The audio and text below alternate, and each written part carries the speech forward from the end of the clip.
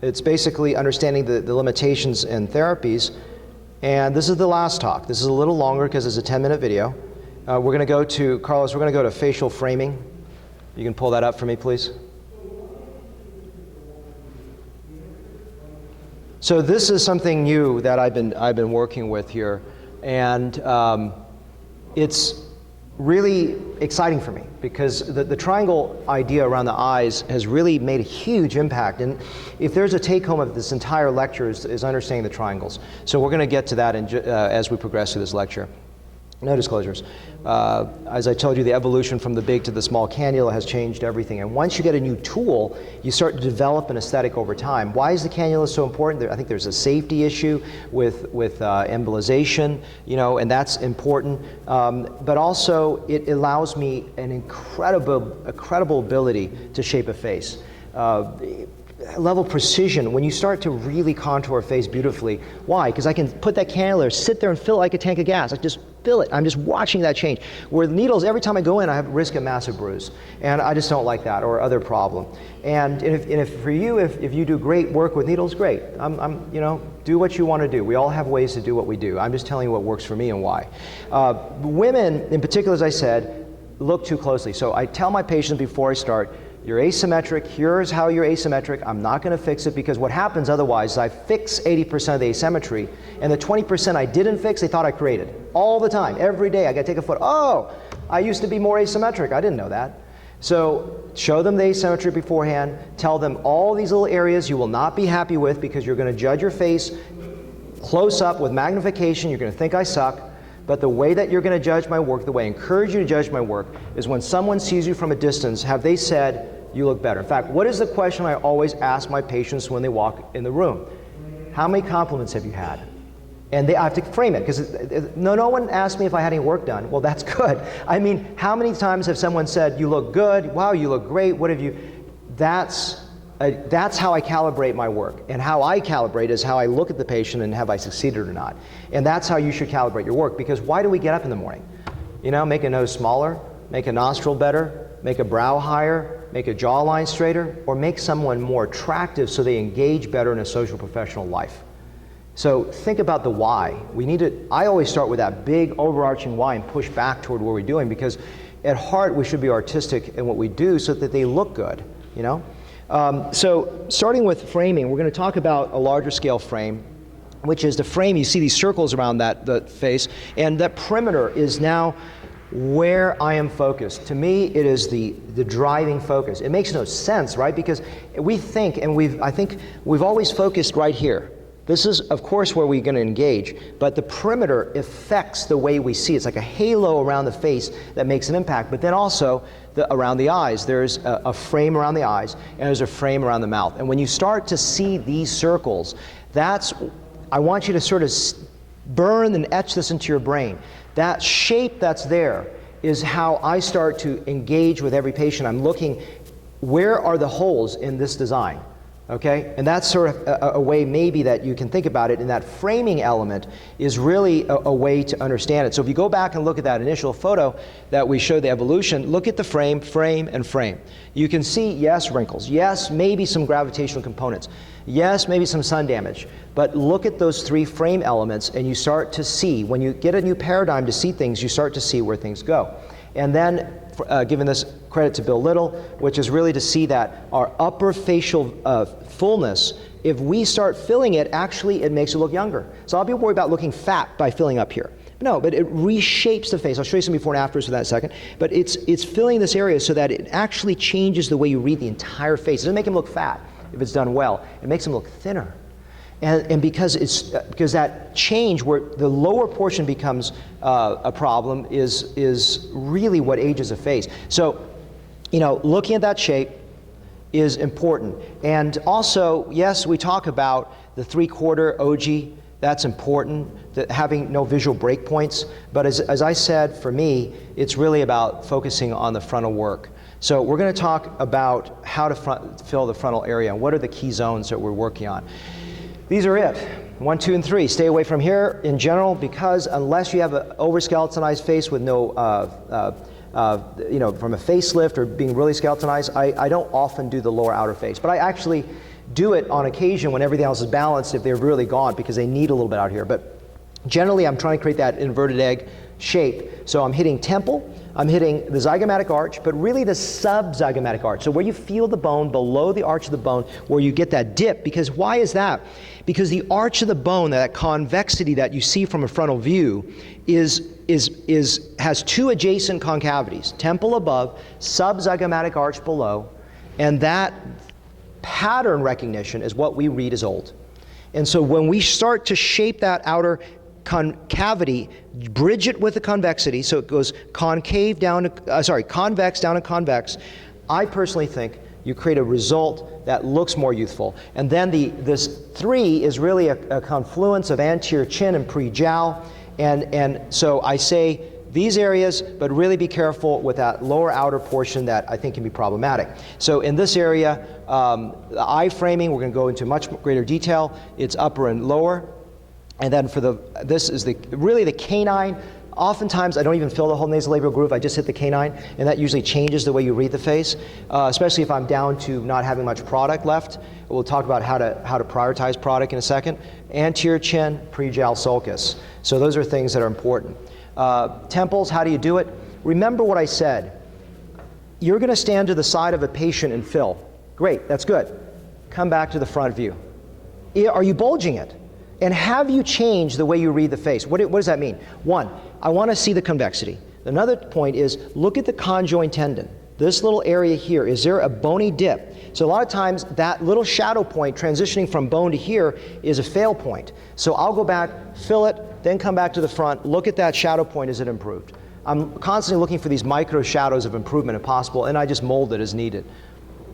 And then I don't do a lot of the anterior cheek. A lot of it's toward the outer cheek, and that's the key zone. It's in this area. We're going to talk about in a way how it actually shapes the face better, but that's a critical zone to fill. Then 3, it's just filling this whole out area. It's not just the marionette line, it is the marionette line with the anterior chin and with the pre-jowl. And sometimes for this area, to get the best results, I'll use a needle. That's one of the few exceptions where I'll use a needle to get in there, just to get a little better result. Always pulling back, obviously, and aspirating, that is. So, I love redundancy because it is so hard to remember everything someone says on stage. You can only get this much, but if I've said it to you 10 times, to me, these are the key things that I want you to go home with. Eye framing, let's get into this. I want to talk about eye framing more specifically in terms of the triangulation. So this is a concept that I've been working on, and it really is helped. Now, the reason I believe this is important is that in the past, I would be focused on the long limbs. The long limbs are the tear trough and the lateral brow, okay? And they're still important. But what I think is that when you look at a brow as it ages, what we interpret as brow ptosis, or in other words, gravity or descent, where it starts to angle downwards, it's actually an involutionary element of the inside brow. So what happens is that when you fill this little A-frame notch, or in this little area where you're starting to see this depression, what looks like a sloping brow horizontalizes. The descent is gone. So what's really cool is about 50% of my patients, after I do a little filler for them, they can't see anything because they're looking at the bump, the dot, the red. They don't know what's going on. But since I've started this, 90+% go, wow, I look better. Because I've taken a slopey, saggy brow with a little product here and fixed it. Because the outer brow, sometimes it gets too bulgy. And when you this is what's crazy. If you just do the outer brow and fill this long limb only, okay, you don't do the inner limb, what happens to it? This is the mistake I made last year, is that brow starts to get so fat, it looks slopier. It looks saggier. You put more weight on a zone. So I always calibrate by starting with the inner brow, and sometimes I don't even need to do the outer brow. Why? Because the bone transition, when you see this dip, you're also seeing bone exposure because you see the skeletonized bone and then a dip. When I hit the dip, the bone, your brain erases. Try it. Put a little bit there. See if your brain erases the visibility of that orbital rim. So now the bone that looks bony looks actually like soft tissue. It's an optical illusion. So I can save product and put it somewhere else if someone's on a tight budget. So a little here already goes a long way toward establishing, I call horizontalizing the eyes. The other thing is this outer short limb of the triangle where the outer canthus is, you fill the tear trough and you go, something is not right. The reason is that when you fill this area and you still have this hole out here, you still have a sloped eye. When I fill the outer canthus, the eye goes from a slow position to horizontal. So think of horizontalizing or untriangulating, this isn't bad English, but horizontalizing the eye, untriangulating the eye as one of the primary goals. Look for the short limbs. And this is something that's, I think, very, very powerful. And then going back to, so you can see, this is just, if you look at that eye, it's empty, and she's lifting her brows to make her look better. But I've pushed that entire brow complex down, the whole thing down. And I've perimeter framed all the elements we talked about. And her nasolabial grooves are not that much better, I don't care. It's just framing canine, you see the canine, anterior chin, marionette, pre-jowl, outer cheek, temple, inner brow, lower eyelid, outer canthus, all those components to me are so, so, so important. So eye framing, this is how do you access this? This is the opposite of fat. I repeat, this is the opposite of fat. Fat is done deep, perpendicular, releasing arcus, and fillers, if you're using a cannula, are done parallel to the rim. Do you notice I'm following parallel to the rim? Parallel to the rim, more superficial, and a plane least resistance. So very different, almost the antithesis of what I presented earlier. And that's why I think by my presenting and compressing my fat and fillers into 1 hour, you get context. A lot of times you hear one thing and you try to apply a technique over there, but I never meant that. So I want you to hear context here. So this is important. And then, I'm sorry, that little horizontal line is sometimes you fill here and here and you still see these little holes right in the mid-zone. So I'll come back and just put a little extra there, just so that I fulfill that area as well as I can. This is a concept I would love to take credit for, but I can't. This is from DeMaio. I don't know how many people are doing this, but filling out here, I love Voluma there. I don't have any financial affiliation. I can use any product out here, but I fill it out here. It just lifts and the lower eyelid disappears. So it's pretty darn cool. And even if it doesn't disappear, it supports the eye so much that I have much less filling that I need under the lower eyelid. So I just put, and people ask me, where is it? And it's somewhere right over the arch of the bone, just like on the lateral sweep of the bone, and it starts to pull this up. It's actually like magic. It just goes away. So before I start the lower eyelids, if they're really mid-facially depleted, I'll start with filling the outer cheek. Tacking it is what he calls it, and it just shapes really, really beautifully.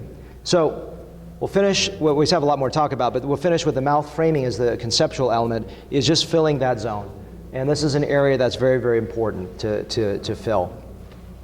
I liken to what I do, I tell my patients every day to remodeling a house. A lot of people come in and they say, I just want my nasolabial grooves filled. I go, it's not how I work. I'm looking at priorities. I'm looking at your face going, you need in the brow, lower eyelids, but you're only gonna give me 1 syringe. Well, if I spread that syringe everywhere, it's not gonna be good. But sometimes I'll remodel one area of the house and another area looks older. A cool thing I noticed is that when I fill one side, the other side, the whole face looks younger, just one side. Because what happens is our brain erases the other side. It's a visual trick. But of course I always do the other side. And then when I do both sides, another area looks older. Because I remodeled the kitchen, now the bathroom looks old. So I have to save product as I build. I don't want to just fill an area and go, oh, they still look old. I'm using my right brain always to gauge what is old and young, and finding what the next area of priority I've got to work on. And so my patients, I say, listen, this is not going to be normal. You're going to come in and tell me what you want. I probably won't do it. I'm going to tell you these are the areas of priority. And if you don't want that relationship with me, you can go find someone else. Because honestly, I love what I do. And if you just come and ask me to fill a fold every day, or make a lip bigger, or fill a tear trough when you don't need one, I don't have fun. I love to design. That's my passion. And so that's the engagement. I say I'm not treating cancer. If you don't want that area done, that's fine. You don't have to be my patient. It's not a big deal. But I want patients that come in and they tell me, here's my budget. I go, let me fix you. Here's the areas I'm going to work on. And if there's another area of concern for them, of course I listen to them. I work on that area, unless it's an area of a no-fly zone. But that's how I work with my patients, and that's my philosophy. So how do I do this? So we look at all these highlights and shadows and try to manage it. And so what we try to do is look at the areas that we can maximally create a better change for, and that's going to be using priorities and emphasizing priorities to fill the face. So let's look at some examples here. What are all these crazy numbers? Well, there's a party over here. Should we go there? All right. So these don't mean anything. All it means is I'm looking at a face going, I need at least these three zones done, but I don't have that much product. How much product can we do? Well, let's take a look at this. This is how I start to think. These are all the zones I want to fill. You've given me one syringe.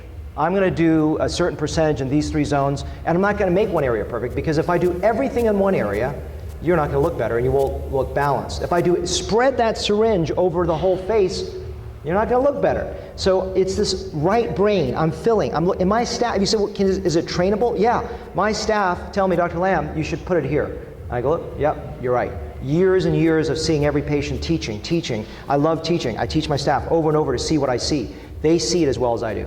They see my philosophy down to the line that what I see. If I have 2 syringes, that's what I'm going to do.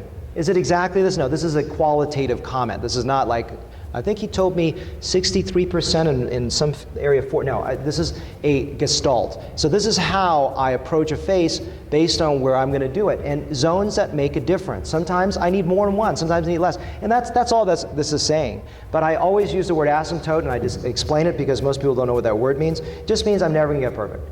Because I remember a patient coming and said, Dr. Lamb, I filled my tear trough 3 times. You still haven't got it right. You must suck. I show them before and afters, and they go, wow. Actually, the lady that I showed you before with that frame, she goes, you know, you created a bump, and I don't see much difference. Oh, I had a bump. Oh, and before I started. So remember, women judge their face like this because they put makeup on. They have to look that closely. Men don't look that closely. If a man tells me that, I'm scared out of my mind, right? That's called a single immature male overly narcissistic assignment, because that's scary. But for a woman, that's how they look at their face. So you have to re-engage and tell them how to look at that face differently. So I always take 2 steps back, and I take 2 steps forward, 1 step back a little bit. In the video, you're going to see I use this soft fill vibration. I use their cannulas. They're fantastic. I make no money off them. Fortunately, the CEO has been very, very good at listening to my gripes about his product, and he's gotten his lure locks, which were the problem, to be a lot better. I don't make. They also have a booth here, and I don't make any money off them. But this is a really cool product. I spray all my patients before I start because of zero toxicity, and it kills all the fungus, bacteria, viruses in 1 second with no oculo or ototoxicity. This is just my staff filling the face, all the framework. You can see I can shape a face to make it a little more balanced. And you can see, I did not do her lips on the left, but you can see that's 1 syringe done badly. It just looks gross. Doesn't make you want to throw up. And this is just rebalancing the lips and rebalancing the face. And this is just, looks like a blepharoplasty knee. This is just filling. All that is just a little filling in the right places and some neuromodulators. And this is 7 years later with 40 syringes done slowly, progressively, and I hadn't seen her until just a few days ago. And almost a year, and she still looked great, just some of the Botox had fallen away. And the same lady you saw before. And if you see, no makeup to no makeup, 53 on the left, 60 on the right, and you can see the lower outer face, overdone brows, over-resculpted everything, and reshaped so that the upper face is more of a dominant area. Okay, this is a video. Could you hit play? There's audio too. 10 minutes long. We'll be out of here on time.